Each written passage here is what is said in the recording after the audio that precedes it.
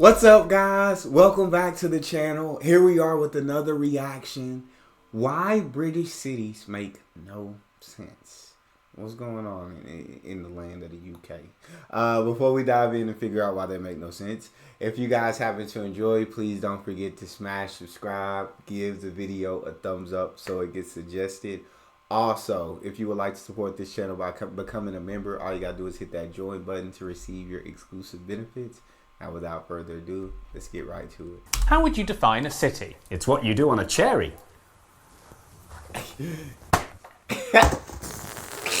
How would you define a city? An inhabited place of greater size, population, or importance than a town or village. That's better, There you go. but wrong. Welcome to Map. Ow. Welcome to Map Man. I said, there you go. I feel dumb now. We're the men. And here's the map. Map men, map men, map men. In the majority of the world where it's not Britain, the definition of city is reasonably reasonable. In Japan, a city is any settlement with more than 50,000 people. In the USA, a city is anywhere with its own incorporated government. But Britain, as per usual, has its own special way of doing things. Here is a map of all 76 places in the UK that are officially classed as cities. The usual ones you've heard of are there: Liverpool, Manchester, Bradford, Leeds, and so on. But among them are some surprising and seemingly unworthy cities. Ely with just 20,000 people, Ripon with just 16,000 people, and St David's with less than 1,500 people. Oh yeah, that's a village. St. David's is a village. That ain't a city, that's a village. The rest of them, 16, 20,000. I mean, it's low. It's a very small city, but I still let it keep the title of city. But St. David's, that's a village. Barely enough for a flash mob. And oppositely, there are some very notable places that are mysteriously not on this map. Where's Reading? Or Northampton? Or Bournemouth? The most surprising omission on this list is none other than London. Britain's capital city is technically not a city. Although confusingly, Greater London contains within it the City of Westminster and the tiny, confusingly named City of London, which is not the same as London. So what's going on? If British cityness is clearly nothing to do with size, then what is the criteria? What makes a British city a city? I think I know this one. I think you don't. It's something to do with cheese. Let's deal with some common misconceptions. Cathedral. Contrary to popular wrongness, city status in the UK has nothing to do with having a cathedral. There are 12 cities without a cathedral of any kind. And 32 non-cities with a cathedral of any kind. Yay. Okay. University. Another common assumption is that you can't spell university without city. But just as with cathedrals, there are multiple examples proving that this is not the case, include... You can't spell university without city. I love these two guys. Never have I been entertained by people talking to me about maps of places so much in my life. Like, they're pure entertainment, and I'm gaining some knowledge of why British cities make no sense. Including 17 UK cities that do not have universities. Can you name 3? Hard Knocks Cooper Jones. Ripon, Wakefield and St Asaph. Correct, and for a bonus, can you also name 3 non-cities that do have universities? Northampton, Reading and Ipswich. And that's our bonus word of the day! And it's where you'll be spending an all-expenses-paid weekend trip to Ipswich with your mother. Brought to you by the town of Ipswich. In an admittedly nowhere near as common as the other two, but we're going to deal with it anyway, misconception. Just because you're at Mare doesn't mean the thing you're at Mare of is a city.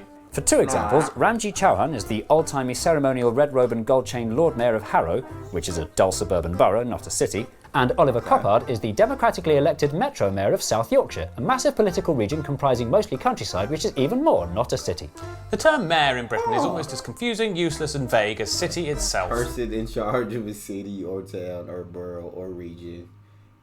City or town or borough or region. God dang it. Not necessarily actually in charge. Sometimes has actual power. Sometimes just ceremonial. Sometimes elected. Sometimes not elected. Okay. So then, what is the answer? What decides whether a place makes the official British list of cities? The surprisingly simple answer is the king. In a tradition going back to the 10th century, city status in Britain is granted by personal command of the sovereign and conferred by letters patent. Do you know what that means? I do. Not. The long version is this, and the short version is every city on the official list has been put there by the monarch. It's as simple as that. On the list, city. Not on the list, not a city. So why then do so many people think it's about cathedrals? Because it used to be. In the olden days, all settlements by today's standards were rather small, With Britain's population being overwhelmingly rural, cities weren't considered important if they were big, but if they were powerful. Back then, power came from the church. Big cathedrals such as Wells, Ely and St Albans, which oversaw large chunks of the surrounding countryside, made the settlements they were in important settlements. And so, the then monarch awarded these places city status, which they retain to this day. But what about all those cities with city status that don't have cathedrals? When did the monarch start awarding city status to them, and why? In the 19th century, and because... The arrival of the Industrial Revolution caused some towns to turn into manufacturing powerhouses and go through smoky growth spurts. By the 1850s, the little town of Birmingham was now bursting with factory workers and had outgrown the nearby cities of Lichfield and Leicester. The citizens insisted that the synod-slanted system that saw sensible cities for several consecutive centuries suddenly seemed silly. Well done. And demanded that That was an absolute tongue twister. The sensual city for sensitive. That's what we call a tongue twister, my guy. I need you. Can we say that just a tad bit slower?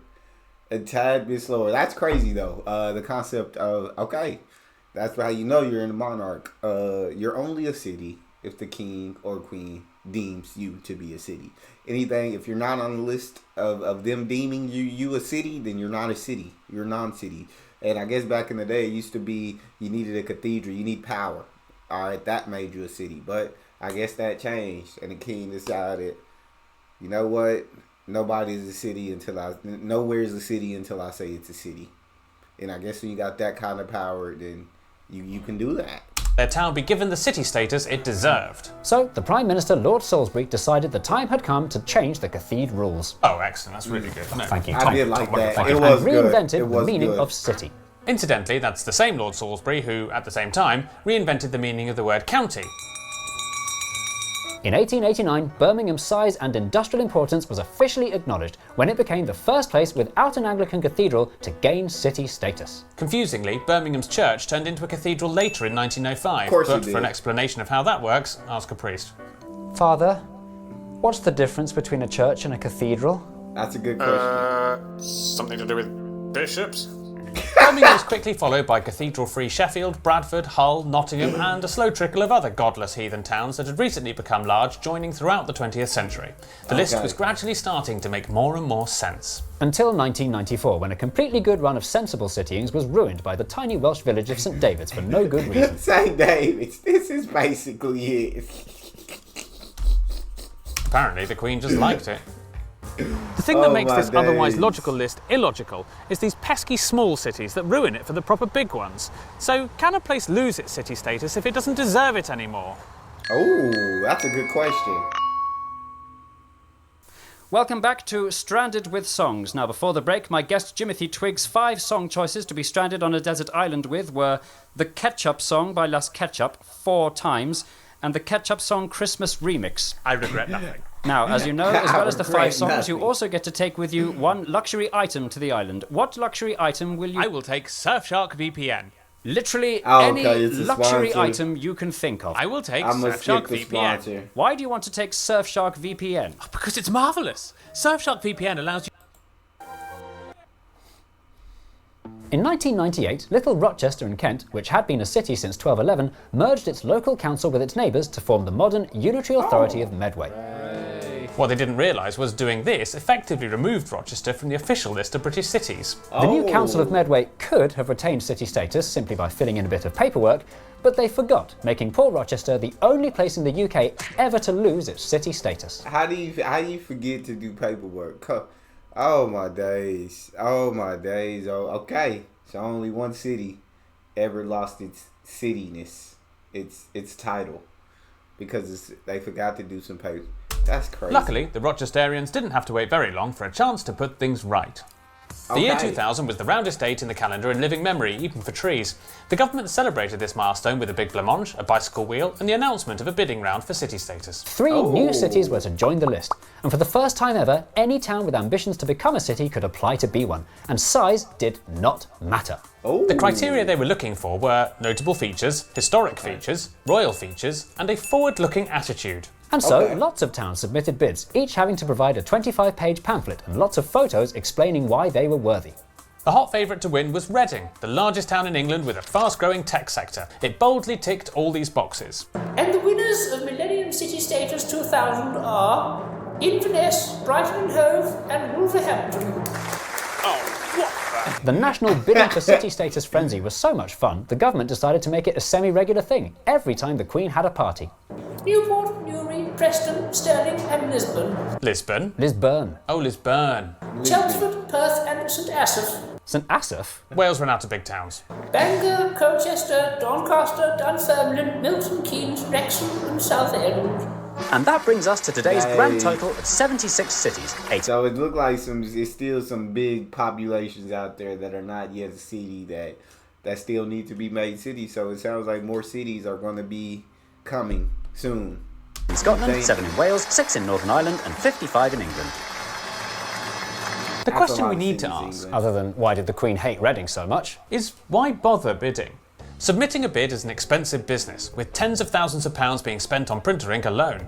So what are the advantages of being a city instead of a town? extra government funding, Nope. extra local powers, Nope. extra promotion for tourism?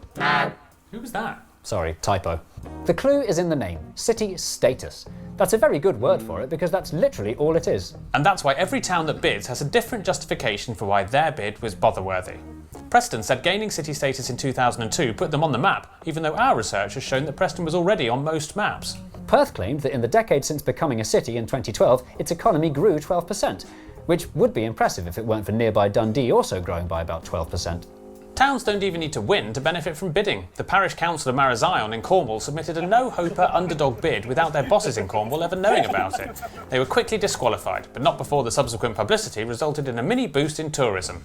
The people who seem to get the most tangible benefit from the bidding process are the government themselves.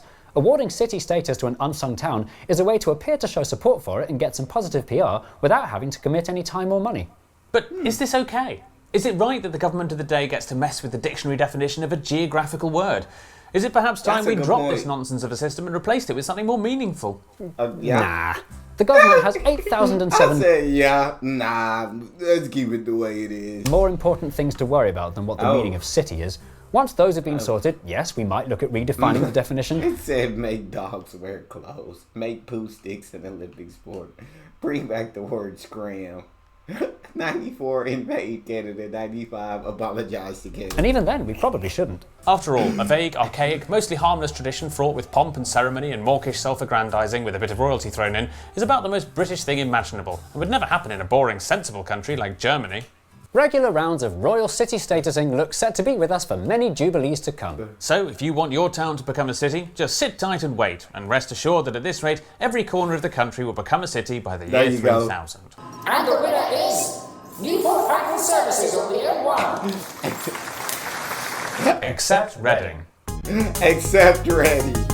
Oh, these two are absolute entertainment. I had so much fun watching that. Y'all go check out their channel and subscribe to it. That was an absolute blast. Yeah, British cities.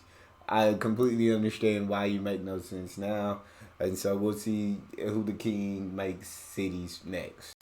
That's all we have. If you enjoyed that, please don't forget to subscribe, give the video a thumbs up, and check out the next one. I'll see you guys next time.